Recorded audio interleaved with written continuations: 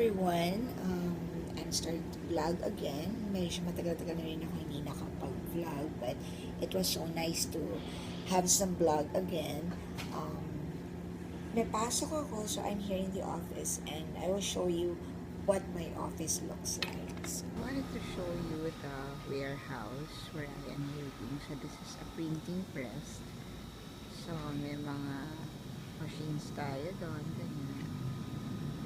Yan, ganyan. So, ito yung mga office namin. Yan, ito. Yan, dito ako nag-office everyday, accounting office. Yan.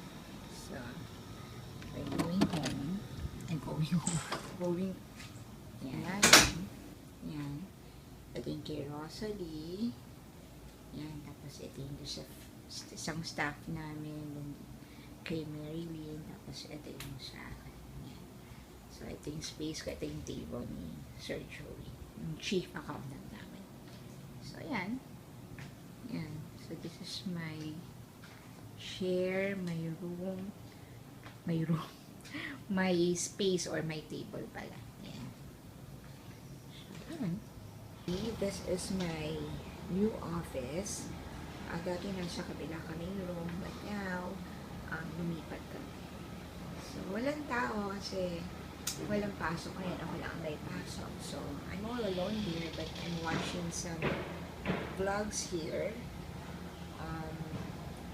Yan lang ang gawa ko ngayon. And later on, I'll be going home. so that will be my vlog for today. I hope I was able to give you a glimpse of my office.